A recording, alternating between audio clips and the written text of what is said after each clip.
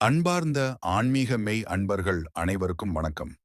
நாம் இப்போது பார்க்க போவது ஒரு முக்கியமான ஜீவசமாதி ஆகும். இந்த ஜீவசமாதியானது இராமநாதபுரம் மாவட்டம் திரு உத்திரகோசமங்கை அருகில் எக்கக்குடி என்ற அழகிய கிராமத்தில் பசுமையான வயல்வெளிகள் சூழ்ந்த பகுதியில் அமைந்துள்ளது. இங்கு ஜீவ சமாதி அடைந்துள்ள மகான் ஸ்ரீ சூட்டுக்கோல் செல்லப்ப சுவாமிகள். இவர் மன்னார்குடியில் ஜீவ சமாதி அடைந்துள்ள கட்டிக்குளம் சூட்டுக்கோல் ராமலிங்க சுவாமிகள் சீடரும். மதுரை திருப்பரங்குன்றத்தில் ஜீவசமாதி அடைந்துள்ள கட்டிக்குளம் சூட்டுக்கோல் மாயாண்டி சுவாமிகளின் குருநாதர் ஆவார். இந்த சூட்டுக்கோல் செல்லப்ப சுவாமி மகான் பிறந்த ஊர் திருப்பாச்சேத்தி அருகே தஞ்சாவூர் என்ற கிராமம். இவர் சுமார் 125 ஆண்டுகளுக்கு முன் ஜீவசமாதி நிலை அடைந்தவர். இந்த மகான் கையில் ஒரு சூட்டுக்கோல் வைத்திருப்பார். அந்த சூட்டுக்கோலை வைத்து பக்தர்களின் நோய், கர்மாக்கள் ஆகியவைகளை தீர்த்தார்.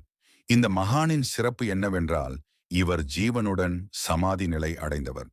அந்த ஏக்கக்குடி கிராமத்தில் கிராம மக்களிடம் கூறி அவர் சமாதி நிலை அடையும் நாள் குறித்து, அந்த நாளில் குழி தோண்ட சொல்லி அந்த குழிக்குள் அமர்ந்து அந்த குழியை மூட சொல்லி சமாதி நிலை அடைந்தார்.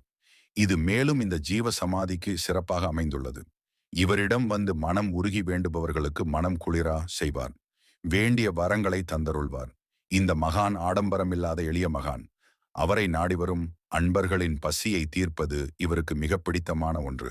இந்த ஜீவ சமாதியில் மாதந்தோறும் பௌர்ணமி நாட்களில் சிறப்பு பூஜைகள், அன்னதானம் நடைபெறும். பௌர்ணமி இரவு கிரிவலம் நடைபெறும். இரவு அன்னதானம் நடைபெறும். மாதந்தோறும் அனுஷ நட்சத்திரத்தில் காலை சிறப்பு அபிஷேகங்களும் பூஜைகளும் நடைபெறும். மார்கழி மாதம் வரக்கூடிய அனுஷ நட்சத்திரத்தன்று மகானின் குரு பூஜை விழாவானது வெகு விமர்சையாக நடைபெற்று வருகிறது. இந்த மகானுடைய ஜீவ சமாதிக்கு ஒரு முறை வந்தால் மறுமுறை அவரே உங்களை அழைப்பார்.